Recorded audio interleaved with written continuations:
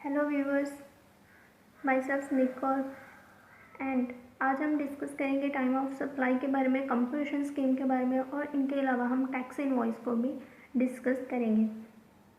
तो आप सभी जानते हैं कि हमने पिछली वीडियो में कवर अप किया था स्कोप ऑफ सप्लाई के बारे में, उसके कंसेप्ट के बारे में, उनकी क्या क्या फीचर्स हैं, क्या क्या प्रोविजंस हैं उसके रिगार्डिंग। एंड अभी हम डिस्कस करने वाले हैं टाइम ऑफ सप्लाई, बट इसके पहले हम देखना चाहते हैं कि सप्लाई में हमने बहुत सारी टाइप्स की थी कि जैसे उसकी कंपोस्ट सप्लाई होती है, मिक्स सप्लाई होती है, तो उस केस में कौन सा जीएसटी का रेट है जो एप्लीकेबल होता है।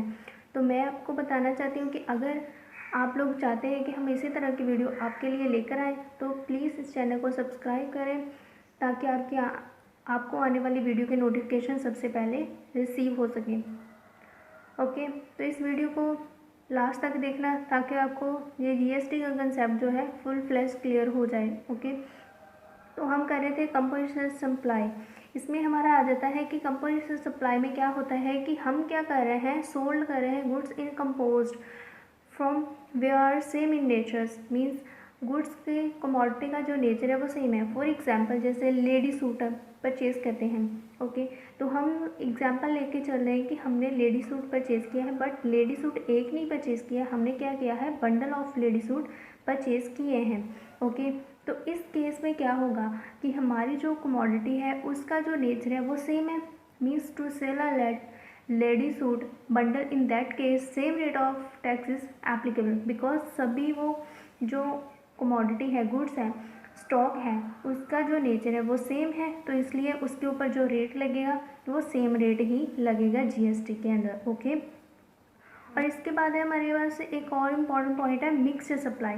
मिक्स सप्लाई में कौन सा रेट एप्लीकेबल होगा? Mix supply means nature of product is different, two different product हैं, उनको हम आपस में मिक्स करके फिर सेल करें, मीन्स फिनिश प्रोडक्ट प्रिपेयर करके फिर हम आगे कस्टमर को सेल कर रहे हैं। तो इस केस में कौन सा टैक्स जो है, टैक्स रेट है एप्लीकेबल होगा?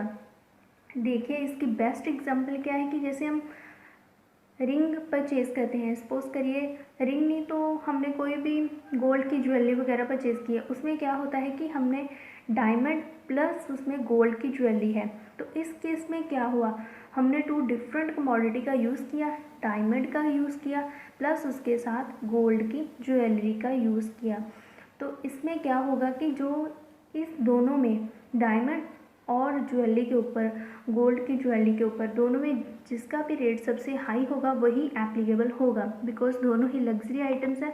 तो इसलिए इस केस में जो इसके ऊपर टैक्स लगेगा वो high rate of tax applicable होगा। ओके, सो आई होप आपको ये दोनों पॉइंट्स क्लियर होंगे। अब हम डिस्कस करने वाले हैं टाइम ऑफ सप्लाई के बारे में। इसमें हमारा आ जाता है कि टाइम ऑफ सप्लाई में हम क्या देखते हैं कि किस टाइम ड्यूरेशन को टाइम ऑफ सप्लाई माना जाएगा। जैसे आप देखिए कि time of supply shall decide the liability to pay GST, कि किस टाइम ड्यूरेशन पर हमने गुड्स को रिसीव किया, जब उनकी पेमेंट की, तो उस टाइम पर इन्वॉइस जनरेट होगा, एंड उसी टाइम पर जब इन्वॉइस जनरेट होगा मीन्स पेमेंट भी की जाएगी, पेमेंट की जाएगी तो मीन्स टैक्स भी दिया जाएगा। तो ये पॉइंट है इसमें। उसके बाद हमारे पास आ जाता है, हम देखते हैं कि इसमें टू केसेस आर अराइज। कैसे? देखिए, जैसे इनपुट सर्विस रिसीव्ड, हमने कोई इनपुट या सर्विस रिसीव की है और नॉन रजिस्टर्ड पर्सन है, मीन्स हम रजिस्टर्ड नहीं है under the GST act. Okay, तो हम डील करें किसके साथ? टैक्सेबल पर्सन के साथ। तो जैसे आप समझ सकते हैं, जो नॉर्मली प्रोसीजर है, जब एक नॉर्मल जनरल कस्टमर जो है वो गुड्स परचेज कर रहा है किससे? टैक्सेबल पर्सन से। तो इस केस में क्या हो रहा है, गुड्स परचेज की जा रही है, means inward supply of goods and services हो रही है, हमारे पास परचेज हो रहा है। इन मीन्स हमारे पास कुछ आ रहा है, it means it's a purchase. तो इस केस में कौन सा टाइम ऑफ सप्लाई माना जाएगा? Date of receipt of goods, जिस डेट को हमने गुड्स को रिसीव किया है। और कौन सा मान सकते हैं? Date of payment of goods and services, means जिस डेट को हमने पेमेंट की है उस डेट को माना जाएगा। एंड इस सभी के अलावा date immediately following 30 days goods के केस में, and 60 days for in case of services के from the date of issues of invoice means जब हमने इनवॉइस इशू किया उसके 30 डेज़ के विद इन गुड्स के केस में हम उसको टाइम ऑफ सप्लाई मानेंगे एंड 16 डेज़ के विद इन हम क्या मानेंगे time of supply in the case of services. और हम देखें एक नोट पॉइंट है क्या है for services if neither applicable कुछ भी अप्लाई नहीं हो रहा है सर्विस के केस में हमें पता नहीं चल रहा है कि किस टाइम को हम टाइम ऑफ सप्लाई माना जाए तो then the date of receipt of services in books means जिस डेट को हमने सर्विस रिसीव की है उसी को हम टाइम ऑफ सप्लाई मानेंगे। अगर हम लोग इस कंसेप्ट को बहुत ईजी करना चाहते हैं तो हम कह सकते हैं कि हमारे पास 4 ऑप्शंस हैं इशू ऑफ इनवॉइस और date of receipt of goods और रिसीव द पेमेंट और डेट ऑफ पेमेंट। इन सभी से whichever is earlier means हम जब डील कर रहे हैं किसी और पार्टी से तो हमारे दोनों के बीच में बहुत सारी ऐसी ट्रांजैक्शन होती हैं जिसमें ये सभी पॉइंट्स इंक्लूड होते हैं। इन सभी में जो भी पहले होगा हमें चाहे गुड्स पहले मिली है हमने चाहे पेमेंट पहले की है हमें इनवॉइस पहले मिल रहा है तो इन सभी में कोई भी डेट है विच एवर इज़ अर्लियर वही मानी चाहिए टाइम ऑफ सप्लाई। ओके उसके बाद आ जाते हैं कि जब टैक्सेबल पर्सन है वो किसको आउटपुट सेल दे रहा है जहाँ सर्विस प्रोवाइड करे किसी और पर्सन को। ओके टैक्सेबल पर्सन आप प्रोवाइड करे आप देख सकते हैं ये सेकंड वाली जो एरो है वो डिनोट करी है इस टर्म को। ये देखिए टैक्सेबल पर्सन है वो डील कर रहा है किसी और पर्सन के और उसे वो सेल कर रहा है तो इस केस में किस चीज़ को माना जाएगा time of supply. Outward supply means out हमसे कुछ जा रहा है मीन्स हमने सेल की होगी सेल कर रहे हैं तो इस केस में क्या होगा इसमें भी वही आएंगे date of issue of invoice last date issue of invoice और provision of services if invoice not issued within prescribed time. और हम देख सकते हैं कि date on which the payment is received जिस डेट को पेमेंट मिली है। और इन सभी के अलावा एक इम्पॉर्टेंट पॉइंट क्या है for services if neither applicable then the date of receipt of services in books जिस डेट को हम सर्विस ले रहे हैं। तो इस सर्विसेज में कैसे आ जाती हैं जैसे हम देखते हैं कि पार्लर की बुटीक की सर्विसेज होगी तो उस केस में क्या होता है कि हमें पहले ही इनवॉइस तो मिल जाता है कि इस डेट की आपकी अपॉइंटमेंट है आप आकर मीन्स इस टाइम ड्यूरेशन में आ सकते हैं और सर्विसेज अवेल कर सकते हैं। हमें इनवॉइस पहले मिल जाता है और उसकी जो सर्विसेज हम बाद में लेते हैं तो इस केस में इनवॉइस पहले इशू हुआ तो टाइम ऑफ सप्लाई क्या माना जाएगा date of issue of invoice. Next हम करने वाले हैं levy of GST on purchases from unregistered dealer. इसके साथ कौन सा सेक्शन डील करें section 9 sub section 4। Okay means हम जीएसटी में अंडर कुछ परचेज कर रहे हैं बट परचेज किससे कर रहे हैं वो वाला पर्सन जो जीएसटी के एक्ट के अंदर रजिस्टर्ड नहीं है अनरजिस्टर्ड पर्सन है। तो इस केस में क्या चीज़ है इसमें होगा क्या कि एक जनरल कस्टमर है वो किसी भी पर्सन से जैसे शॉप से स्मॉल शॉप है उससे वो स्टेशनरी परचेज कर रहा है तो ये क्या हो गया वो स्मॉल शॉप है हो सकता है उसकी टर्नओवर भी इतनी ना हो कि वो जीएसटी के अंदर रजिस्टर हो तो वो क्या हो गया अनरजिस्टर्ड पर्सन है। तो इस केस में टैक्स कैसे लगेगा ये क्वेश्चन अराइज हो रहा है इस पॉइंट में। ओके तो इसमें क्या है on purchase of taxable goods and services जब हम taxable goods and services avail करते हैं मीन्स वो वाली गुड्स जो जीएसटी की टैक्स स्लैब के अंडर कवर अप होती है लेकिन हम परचेज किससे कर रहे हैं अनरजिस्टर्ड पर्सन से। तो इस पॉइंट में क्या शो कर रहा है कि बायर लायबल होगा to GST on reverse charge basis. Reverse charge क्या है कि जब देखिए रिवर्स चार्ज क्या है हमारा मैकेनिज्म कि एक सप्लायर है उसने जो है गुड्स दी हैं बायर को एंड बायर क्या है इसको पेमेंट करा है बट पेमेंट क्या करेगा विदाउट दी जीएसटी करेगा। ओके मीन्स टैक्स नहीं देगा ओनली पेमेंट करेगा और जितना भी उन गुड्स के ऊपर टैक्स बनेगा ये बायर क्या करेगा गवर्नमेंट को पे करेगा। मीन्स इसमें क्या हुआ देना तो टैक्स सप्लायर को चाहिए था गवर्नमेंट को बट बायर दे रहा है it means it is a reverse charge इसीलिए इसका नाम है रिवर्स चार्ज मैकेनिज्म और बेसिस। ओके तो इसमें हम कह सकते हैं नॉर्मली कि टैक्स जो है वो पे अप किया जाता है by the buyer to the government on the behalf of supplier, so it is called a reverse charge mechanism. Okay, next हमारे पास है कि इसमें कोई भी डेफिनेशन नहीं दी गई है स्पेसिफाई कि टैक्सेबल गुड्स ये होंगी। जिन गुड्स के ऊपर, सर्विसेज के ऊपर टैक्स की प्रोविज़न लग रही है वो सभी इसमें कवरअप होती हैं। इन सभी के अलावा हमारे पास कुछ इलस्ट्रेशन है आपको ईजिली समझाने के लिए कि क्या मीनिंग है इसका, उसके लिए। जैसे देखिए, purchases from supplier falling below threshold limit, जैसे हमने फर्स्ट वाली वीडियो में डिस्कस किया था ना कि किन को रजिस्टर होना चाहता है, तो उसमें क्या था कि लिमिट सेट की गई थी कि 20 लाख एग्रीगेट टर्नओवर जो है 20 लाख से एक्सीड करेगी किसी भी सप्लायर की तो उसे जीएसटी के अंदर रजिस्ट्रेशन लेनी पड़ेगी। इट मीन्स अगर किसी भी पर्सन की वो वाली लिमिट कवरअप नहीं हो रही है तो वो रजिस्टर नहीं होगा। तो इसका मीनिंग क्या आया, वो अनरजिस्टर्ड है, तो हम उससे कुछ परचेज करे हैं। ओके, तो ये क्या हो गया, रिवर्स चार्ज के अंडर कवरअप होगी।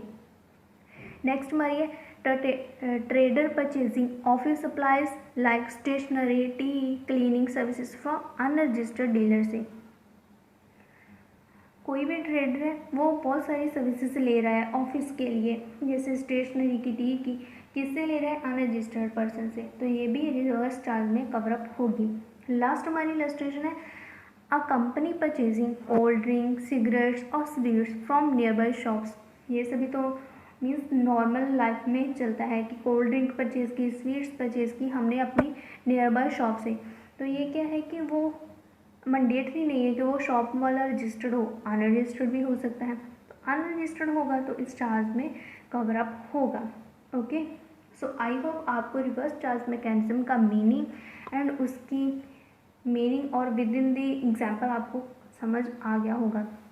अगर आपको कोई भी क्वेश्चन हो तो आप नीचे कमेंट सेक्शन में लिख सकते हैं। ओके, नेक्स्ट हमारा टॉपिक है टैक्स इनवॉइस, कि अब हमने गुड्स तो परचेज कर ली तो उस टाइम पर हमें एक इनवॉइस जनरेट मिलता है, मीन्स इनवॉइस दिया जाता है बायर को, और इस इनवॉइस की 3 कॉपीज होती हैं। ये भी इम्पॉर्टेंट पॉइंट है।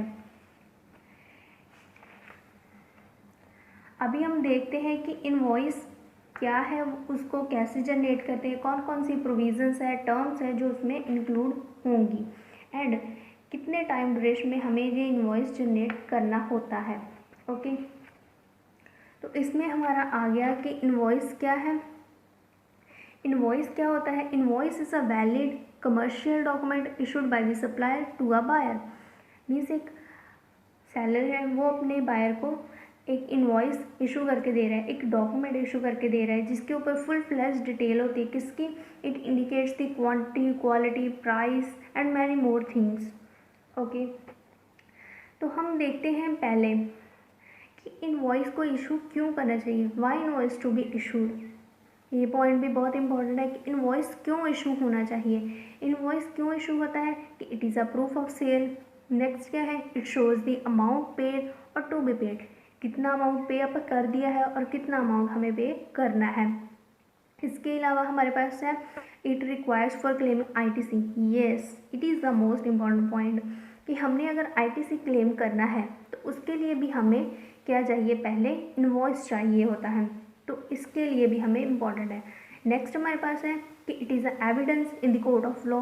अगर कल को हमें उस कमोडिटी से, उस सर्विसेज से कोई भी प्रॉब्लम हुई तो हम क्या है कोर्ट में इसके, अगर हमारे पास एविडेंस होगा उन गुड्स के अकॉर्डिंग तो हम क्या है कोर्ट में अपना केस फाइल अप कर सकते हैं, ये हेल्पफुल होगा। और इन सभी के अलावा it shows the place of supply, किस प्लेस में सप्लाई हुई है, रिसीवर का प्लेस भी शो करता है। It helps in comparing the actual goods receive, कि जितनी गुड्स हमें, जैसे टोटल गुड्स की क्वांटिटी जो है इनवॉइस में हमें 100 दिखाई गई बट एक्चुअल में हमें जो मिल रही है वो 98 है, तो ये कंपेयर करने में भी हेल्पफुल होगा। नेक्स्ट हम देख रहे हैं कि टैक्स इनवॉइस में क्या क्या प्रोविजंस कवर अप होती हैं। जैसे आप देख सकते हैं, single goods and services commodity shall have rates prescribed in CGST, SGST and IGST। Means जितने भी रेट एप्लीकेबल होते हैं वो सभी अप्लाई होंगे एंड इनवॉइस के ऊपर स्पेसिफिकली नोट किए जाएंगे कि CGST लग रहा है, STST है कि IGST है। ओके, नेक्स्ट हमारे पास है if the receiver is located with in the state CGST and STST both shall be made applicable. ये भी इम्पॉर्टेंट टर्म है। कैसे इम्पॉर्टेंट है कि हमने कहा है कि अगर एक सप्लायर है वो बायर को कमोडिटी दे रहा है बट उन दोनों का जो प्लेस ऑफ सप्लाई है वो सेम है, मीन्स एक ही स्टेट में वो दोनों डील करें। जैसे देखिए कि ये डील करे हैं, जैसे पंजाब का एक जो सेलर है वो पंजाब के ही बायर को कमोडिटी दे रहा है, इट मीन्स दोनों का प्लेस ऑफ सप्लाई सेम है, located with in a same state, यही पॉइंट कर रहे हैं। तो इस केस में क्या होगा कि CGST and SGST both shall be made applicable. Okay, और नेक्स्ट हमारे पास है if the receiver is located on the other state, it means हमारा जो सेलर है, आप देख सकते हैं हमारा जो सेलर है वो लोकेट है पंजाब में। ओके, एंड बायर जो लोकेट है वो है गुजरात में। बायर का प्लेस ऑफ सप्लाई डिफरेंट हो गया, इट मीन्स हमें कमोडिटी को गुजरात तक पहुंचाना होगा। तो इस केस में क्या है, एक स्टेट से हम दूसरी स्टेट में डील कर रहे हैं, तो इस केस में कौन सा टैक्स एप्लीकेबल होगा, IGST shall be made applicable. Okay, next हमारे पास है कि हम कहते हैं कि हमारे पास बहुत सारे रेट्स हैं जिनमें डिफरेंट टैक्स स्लैब्स हैं जो गवर्नमेंट के द्वारा अप्लाई की गई हैं, वो कौन कौन सी है वो देखते हैं। इसमें आ जाता है हमारे पास 0% है, जैसे नील रेट के आइटम्स है, 5% में एसेंशियल आइटम्स इंक्लूड की जाती हैं, एंड 12% में हमारे स्टैंडर्ड्स रेट्स आ जाते हैं। उन सभी के अलावा 18% में स्टैंडर्ड रेट ही आते हैं, 28% में हमारे लग्जरी आइटम्स आती हैं, एंड इन सभी के अलावा कुछ अल्ट्रा टैक्सेस भी होते हैं, वो सभी भी आ जाते हैं। हम देखना चाहते हैं कि जैसे आप देखिए जब हम एक ही स्टेट में डील करें तो हमें कौन से टैक्सेस देने पड़ते हैं, CGST एंड SGST, मीन्स दोनों कंबाइंड फॉर्म में। तो इस केस में अगर आप सपोज करें कि हमारा जो टैक्स है वो 40% बन रहा है टोटल गुड्स के ऊपर, तो इसका 20% पोर्शन जो है वो CGST को जाएगा एंड 20% पोर्शन जो है SGST को जाएगा। ओके, तो अगर हम डील करें हैं इंटर स्टेट में तो इस केस में क्या होगा, 40% टैक्स एप्लीकेबल होगा।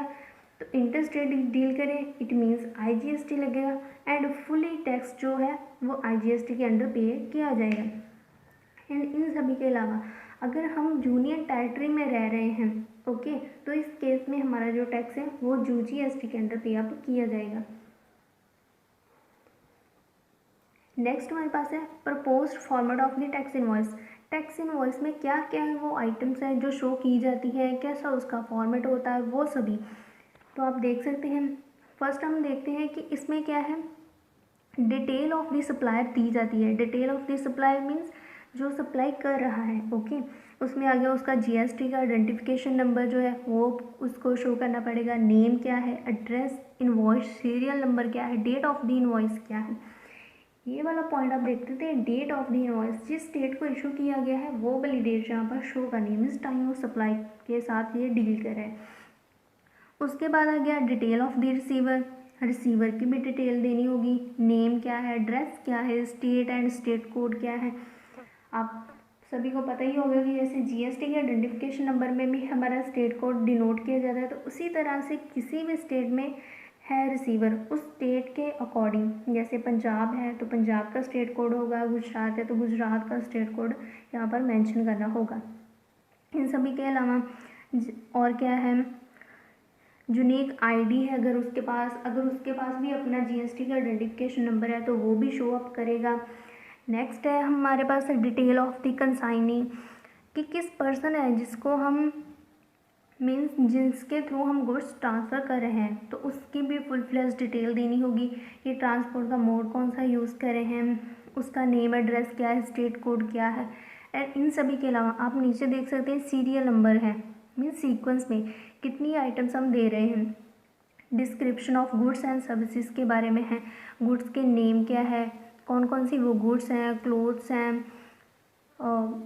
है, वुड है या कॉटन है, जो भी है उसकी फुल फ्लेश डिस्क्रिप्शन देनी है।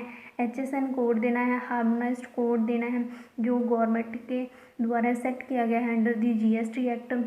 क्वांटिटी क्या है, यूनिट कितने हैं, रेट क्या एप्लीकेबल हो रहा है पर आइटम के ऊपर, मीन्स एक यूनिट पर कितना रेट एप्लीकेबल हो रहा है, टोटल अमाउंट कितना है, डिस्काउंट कितना मिला, टैक्सेबल वैल्यू कितनी होगी, एंड हम कितना CGST पे कर रहे हैं, रेट क्या लग रहा है, अमाउंट क्या उसका बन रहा है। जैसे 10% है, इट मीन्स टोटल अमाउंट अगर हमारा 10,000 है तो उसका 10% क्या हो गया 1,000, तो वो सभी इस पे ऊपर एप्लीकेबल होगा।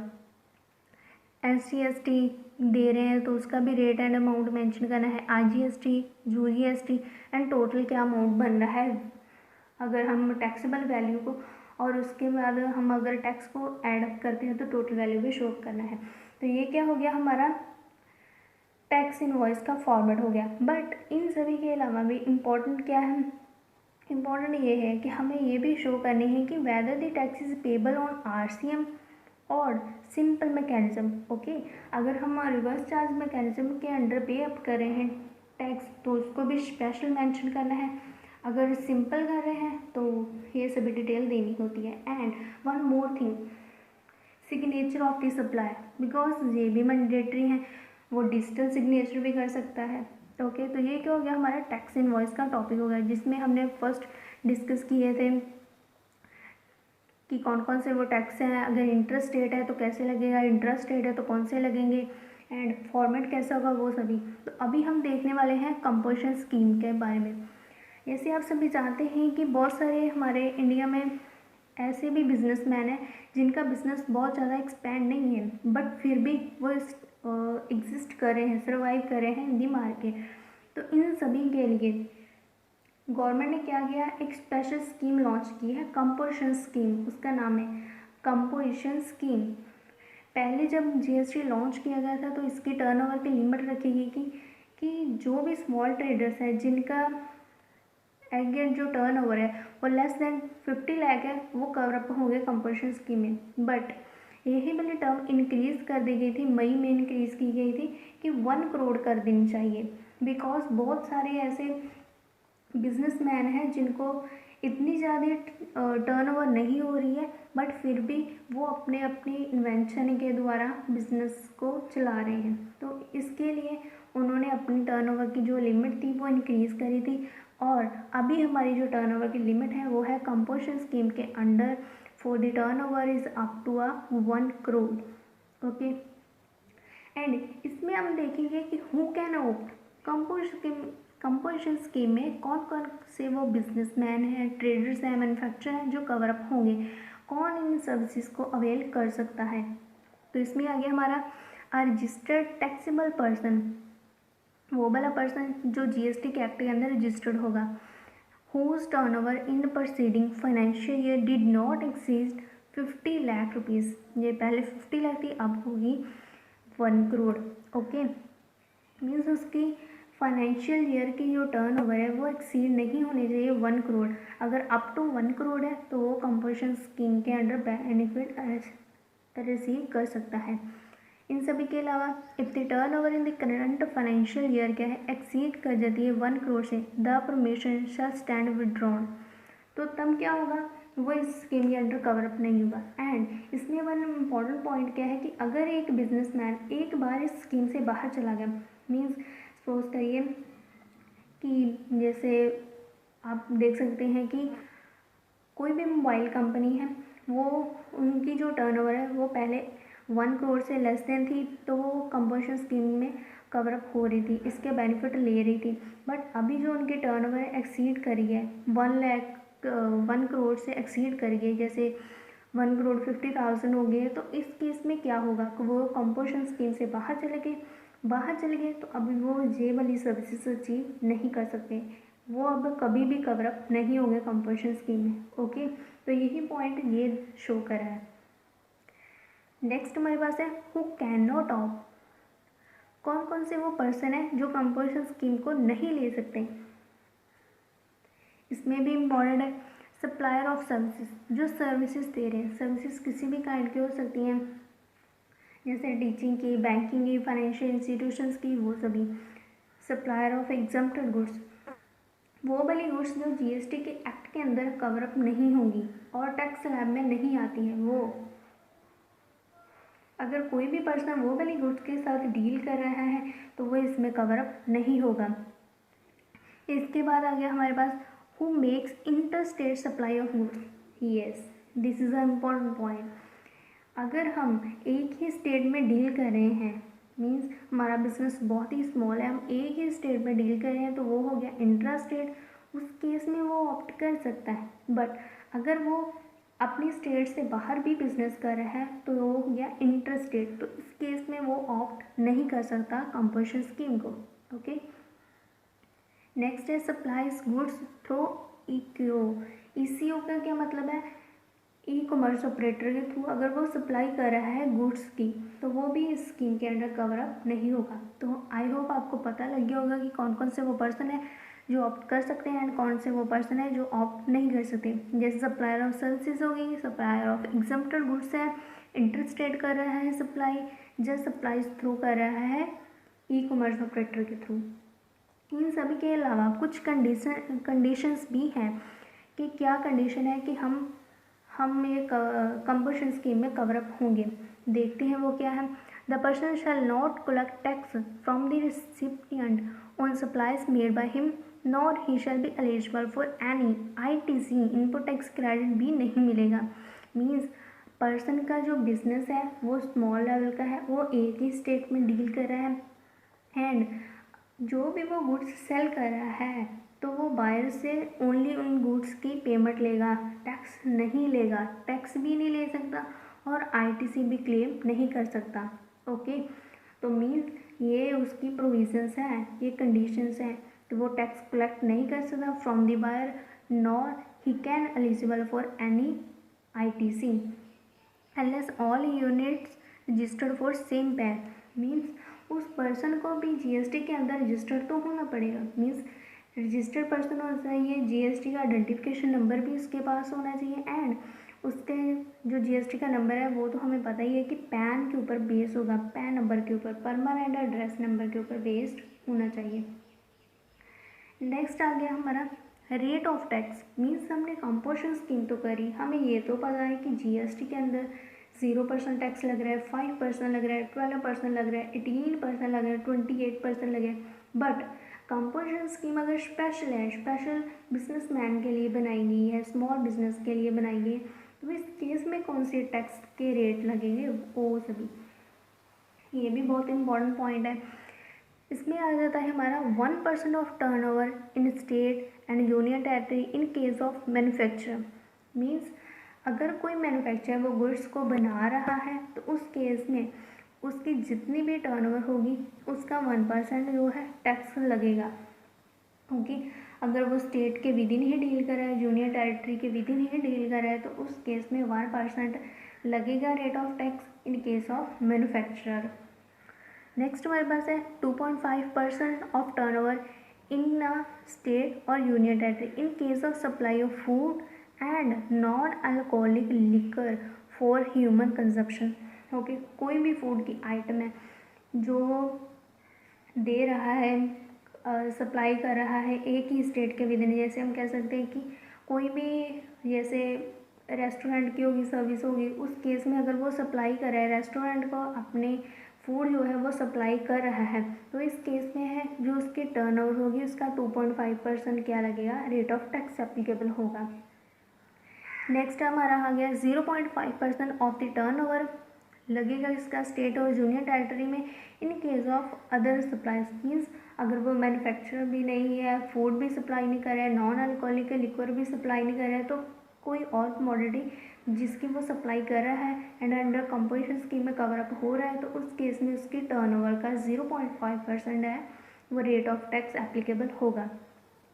तो आपने अभी तक देखा कि कंपोजिशन स्कीम में 3 ही तरह के टैक्सेस है, 1% है, 2.5% है, 0.5% है।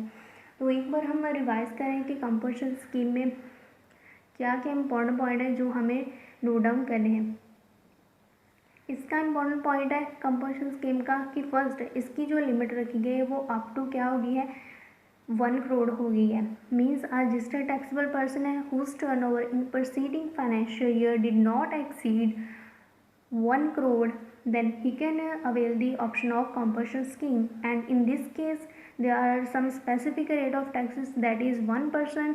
In case of manufacturer, 2.5%. in case of supply of food or non-alcoholic liquor, and 0.5% in case of other supplies. Okay so अगर आपको ये वीडियो अच्छा लगा तो प्लीज़ इसे like, share and subscribe channel को ज़रूर करें, एंड थैंक्स फॉर वॉचिंग।